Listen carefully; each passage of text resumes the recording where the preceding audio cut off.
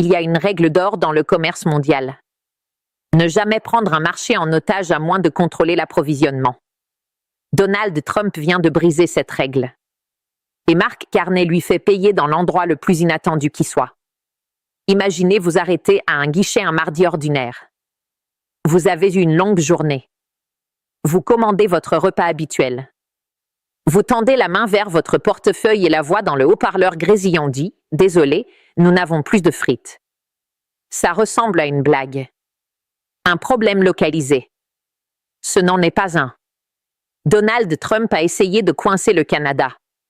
Il voulait un levier total et absolu sur l'approvisionnement alimentaire nord-américain. Il a exigé que le Canada cède ses exportations agricoles selon ses conditions exactes, sous la menace de tarifs douaniers catastrophiques. Il pensait jouer à l'immobilier des années 1980. Mark Carney n'a pas scié. Au lieu de se battre sur les chaînes d'information en continu, le Premier ministre du Canada a fait un seul mouvement discret, mathématiquement dévastateur. Et maintenant, les conséquences se propagent à travers l'Amérique comme un tremblement de terre localisé. Dans les prochaines minutes, je vais vous montrer ce qui a changé, qui a paniqué en premier, et pourquoi cette bizarre confrontation autour des pommes de terre est sur le point de toucher votre portefeuille, vos investissements et votre vie quotidienne d'une façon que vous n'aviez jamais vu venir. Voici ce qui vient de se passer. Il y a 48 heures, Donald Trump s'est avancé vers un pupitre à Washington et a annoncé un nouveau décret présidentiel d'une portée considérable. Il affirmait que le Canada pratiquait des prix abusifs envers les acheteurs américains sur ses exportations agricoles. Il affirmait que l'Amérique se faisait escroquer par son allié le plus proche. Et puis il a ciblé les pommes de terre. Ça semble ridicule aux oreilles non averties, n'est-ce pas? Une superpuissance mondiale qui se bat pour un légume racine. Mais l'industrie américaine de la restauration rapide repose sur un immense pipeline invisible à haute vitesse de frites surgelées, de galettes de pommes de terre et de pommes de terre brutes destinées à la transformation qui coule vers le sud depuis les provinces canadiennes. On parle de l'île du Prince-Édouard, du Nouveau-Brunswick, du Manitoba et de l'Alberta. Trump a exigé un plafonnement strict des prix d'exportation canadiens. Il a menacé d'imposer un tarif douanier massif de 100% à la frontière si Ottawa ne se conformait pas immédiatement. Il voulait gagner. Il voulait avoir l'air du dur à cuire, forçant le voisin de l'Amérique à subventionner les conglomérats de restauration rapide américains. Il s'attendait à ce qu'Ottawa panique. Il s'attendait à un appel téléphonique désespéré et suppliant du bureau du Premier ministre. Il n'en a pas eu. Au lieu de cela, le Premier ministre Mark Carney a fait quelque chose d'entièrement différent. Il n'a pas publié de déclaration colérique. Il n'a pas menacé de poursuites devant les tribunaux internationaux. Carney a simplement ordonné à l'Agence canadienne d'inspection des aliments, la CIA, de mettre en œuvre immédiatement un examen interne complet de tous les envois agricoles sortant vers les États-Unis afin d'assurer une conformité stricte à 100% avec les normes de sécurité phytosanitaire, chaque camion, chaque wagon de train, chaque conteneur d'expédition. Ils n'ont pas officiellement fermé la frontière. Ils l'ont juste ralenti, vraiment ralenti. En quelques heures, la chaîne d'approvisionnement parfaitement huilée a craqué. Vous devez comprendre à quel point le système alimentaire américain est véritablement tendu. Les restaurants de restauration rapide n'ont pas d'immenses congélateurs à l'arrière contenant un mois d'inventaire. Ils reposent sur une logistique de livraison en flux tendu. Les frites que vous mangez un vendredi ont probablement traversé la frontière le mardi précédent. Quand ces camions réfrigérés ont cessé de traverser vers le Maine, le Michigan et le Dakota du Nord, le compte à rebours a commencé. Aujourd'hui, les grandes chaînes de restauration rapide américaines sont en train de se débattre. Les distributeurs émettent des avertissements d'urgence concernant des pénuries nationales immédiates. Les propriétaires de franchises fixent des congélateurs vides du regard. Trump pensait serrer la vis au Canada. Au lieu de cela, il vient de verrouiller l'ensemble du marché américain de la restauration rapide du jour au lendemain. Vous êtes peut-être assis là à vous dire, ce ne sont que des pommes de terre. L'Amérique en cultive sûrement assez elle-même. À quel point ça peut vraiment être grave? Laissez-moi vous montrer les preuves parce que les chiffres ici sont brutaux et ils favorisent largement le Canada. Preuve numéro 1, le piège du volume. L'Amérique consomme une quantité stupéfiante de frites et une part massive, irremplaçable, provient directement du Canada. Regardez les données commerciales des dernières années. Le Canada exporte environ 2,7 milliards de dollars de frites surgelées dans le monde et la grande majorité va directement aux États-Unis. Ajoutez encore un demi-milliard de dollars en pommes de terre fraîches. Des entreprises comme McCain Foods et Cavendish Farm, opérant en grande partie depuis le Canada, sont la colonne vertébrale du marché mondial de la frite. Plus de 68% de la production totale de pommes de terre du Canada est consacrée à la transformation.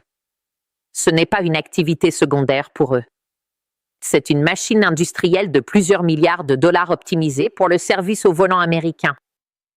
Quand Trump a formulé sa menace, il supposait que l'Amérique était le seul acheteur qui comptait, que les agriculteurs nationaux de l'Idaho ou de l'État de Washington pourraient simplement prendre le relais. Mais l'agriculture ne fonctionne pas comme un interrupteur. On ne peut pas faire apparaître magiquement des millions de tonnes de pommes de terre spécifiques destinées à la transformation du jour au lendemain. Preuve numéro 2, l'étranglement frontalier. Voici ce que les caméras ont capturé aujourd'hui au poste frontière de Woodstock, au Nouveau-Brunswick et au passage de Pembina dans le Dakota du Nord. Des kilomètres et des kilomètres de semi-remorques réfrigérées qui attendent là. Les moteurs diesel tournent au ralenti. Les gaz d'échappement remplissent l'air. Ils n'attendent pas la parce que le Canada leur a interdit de partir. Ils attendent la parce que le gouvernement de Carney a soudainement décidé d'appliquer strictement chaque vérification de sécurité agricole inscrite dans les livres. Ils vérifient la présence de nématodes microscopiques. Ils analysent des échantillons de sol. Ils vérifient les documents avec une précision bureaucratique extrêmement minutieuse. Légalement, en vertu des règles de l'OMC et de l'ASEOM, le Canada est entièrement dans son droit de garantir la sécurité alimentaire. Pratiquement, c'est un blocus absolu et inattaquable. Vous regardez un cours magistral en blocage bureaucratique japonisé, et les États-Unis ne peuvent absolument rien faire sans violer leurs propres accords commerciaux. Preuve numéro 3, la panique de Wall Street. Les marchés ont ressenti l'onde de choc instantanément. Regardez les cours des grands conglomérats de restauration rapide. Dans les 24 heures suivant le mouvement de Carney, les cours des actions des principales chaînes de services au volant américaines ont commencé à glisser dans le rouge. Les investisseurs se retirent. Pourquoi? Parce que Wall Street sait exactement ce que Trump ne sait pas. La restauration rapide est un jeu de centimes. Les marges bénéficiaires sur un hamburger sont quasi inexistantes. La frite est l'article à la marge la plus élevée du menu. Elle coûte des centimes à produire et se vend des dollars. C'est précisément ce qui rend un repas combiné rentable. Si vous supprimez la frite, l'ensemble du modèle économique s'effondre. On ne peut pas gérer un McDonald's, un Wendy's ou un Burger King rentable avec uniquement de la viande et du pain. Preuve numéro 4, la révolte des entreprises. Les appels téléphoniques ont déjà commencé. Des rapports filtrent de Washington en ce moment même. Les PDG des plus grands groupes de restauration américains n'appellent pas Ottawa pour se plaindre. Ils appellent la Maison-Blanche. Ils sont furieux. Ils disent sans équivoque à la présidence que si cette ligne d'approvisionnement canadienne ne rouvre pas d'ici le week-end, ils devront commencer à retirer des articles de leur menu. Ils devront afficher des panneaux imprimés dans leurs fenêtres de service au volant pour expliquer aux électeurs américains en colère et fatigués pourquoi leur repas préféré le moins cher a soudainement disparu. Trump a utilisé le tarif comme une arme. Il pensait que c'était un marteau-piqueur qui allait briser la résolution canadienne. Mais Mark Carney comprend que dans l'économie hyperconnectée moderne, les chaînes d'approvisionnement sont un scalpel. Et le Canada vient de faire la première incision parfaitement placée. C'est exactement pourquoi Trump perd le contrôle du récit et pourquoi son administration panique actuellement en coulisses. Il gère tout par impulsion. Il voit un problème. Il crie. Il menace d'un tarif. Il attend une obéissance totale. Ça fonctionnait dans l'immobilier new-yorkais des années 1980.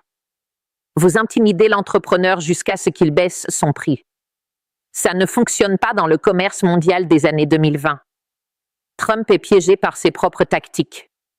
Il a escaladé avec des menaces. Mais on ne peut pas intimider une chaîne d'approvisionnement mondiale.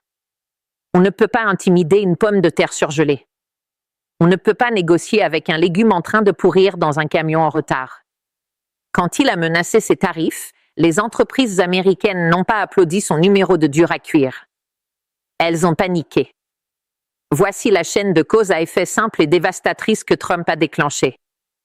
Il a menacé la frontière. Les entreprises ont immédiatement mis en pause leurs bons de commande. Les lignes d'approvisionnement sont devenues nerveuses. Les compagnies de fret ont augmenté leurs tarifs d'expédition pour couvrir les délais. Les prix de gros ont grimpé instantanément. Les propriétaires de franchises répercutent le coût sur le consommateur. Les électeurs l'ont ressenti dans leur portefeuille. Et maintenant, le consommateur américain va payer le prix ultime pour un coup politique. Trump voulait paraître fort devant les caméras, mais en ce moment, à l'intérieur de l'aile ouest, on est en train de s'agiter. Il n'avait pas de plan de secours. Il n'y a pas de réserve stratégique de frites surgelées qui attend dans un bunker souterrain quelque part. Les agriculteurs américains ne peuvent pas instantanément pivoter pour couvrir un manque à gagner de plusieurs milliards de dollars. Les pommes de terre mettent du temps à pousser. Elles nécessitent un sol spécifique, une météo spécifique et d'immenses usines de transformation spécialisées qui prennent des années et des milliards de dollars à construire. Trump s'est battu sur un terrain où il ne peut absolument pas gagner rapidement. Et plus ça dure, plus il a l'air mauvais. Son levier vient de se retourner contre lui. Il a essayé de prendre le marché américain en otage, supposant que le Canada paierait la rançon juste pour maintenir le flux commercial. Au lieu de cela, le Canada vient de changer les serrures de l'immeuble. Et pire pour Trump, ses alliés politiques dans le Midwest américain, le cœur agricole du pays, commencent à être incroyablement nerveux. Si le Canada est prêt à jouer aussi dur sur les pommes de terre, que se passe-t-il quand il décide de regarder de près les exportations américaines qui se dirigent vers le nord?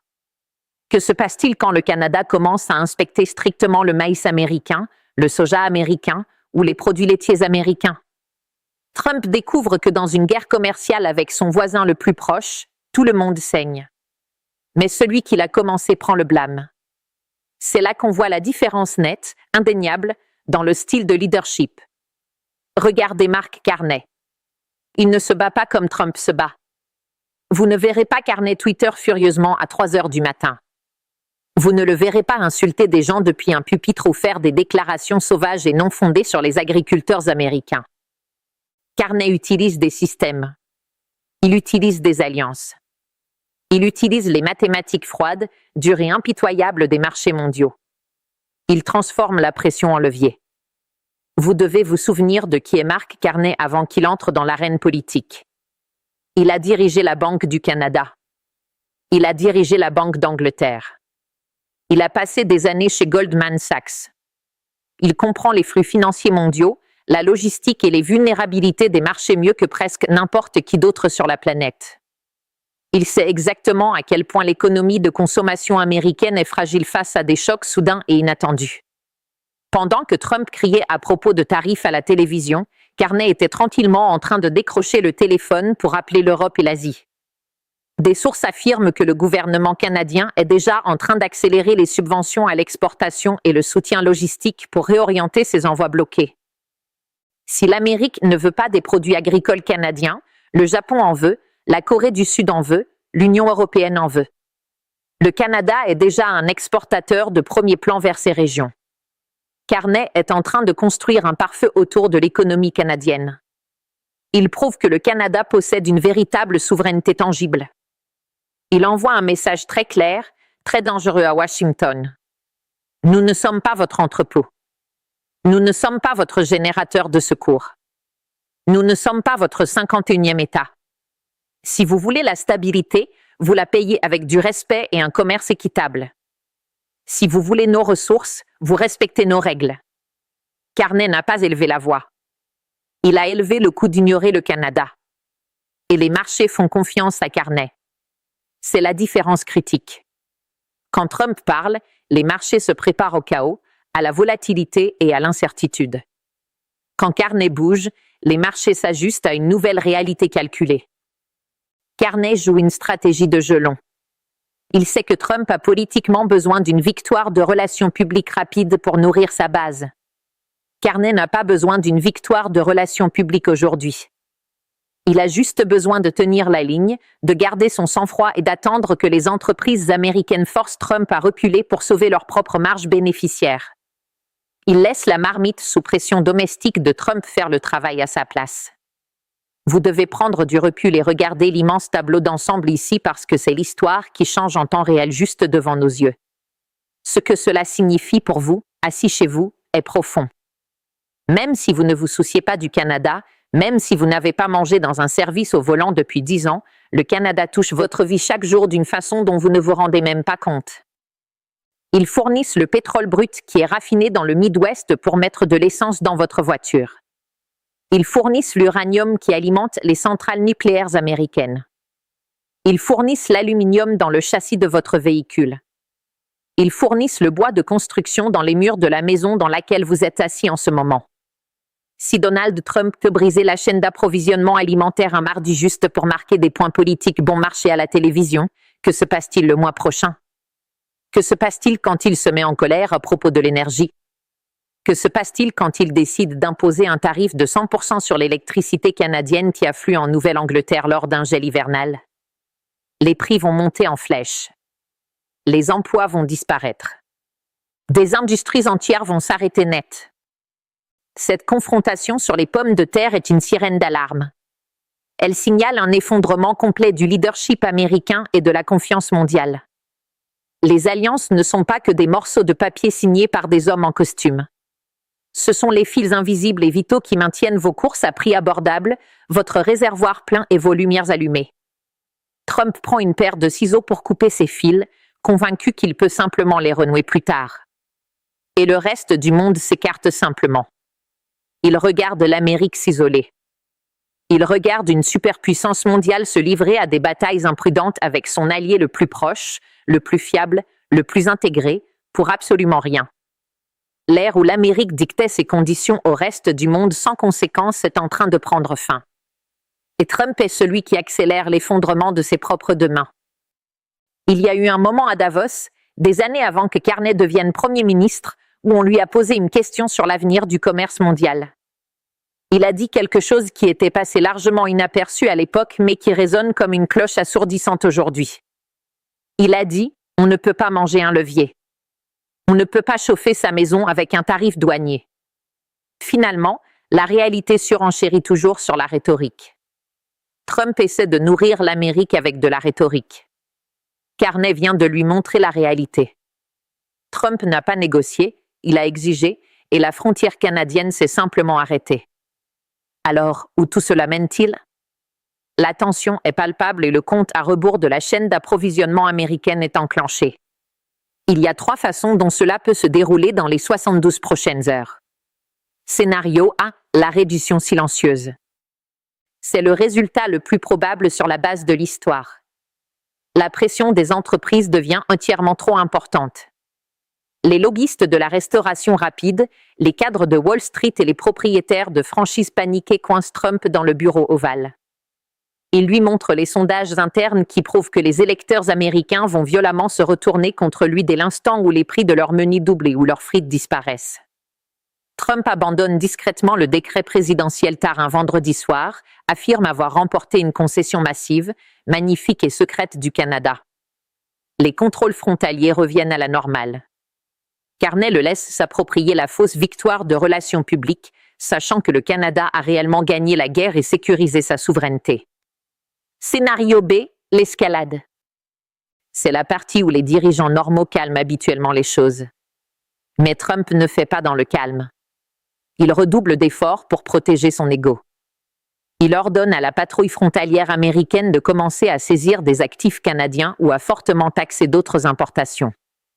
Carney, absolument imperturbable, répond en coupant une matière première critique, le bois de construction vers le marché immobilier ou même le pétrole brut vers les raffineries du Midwest.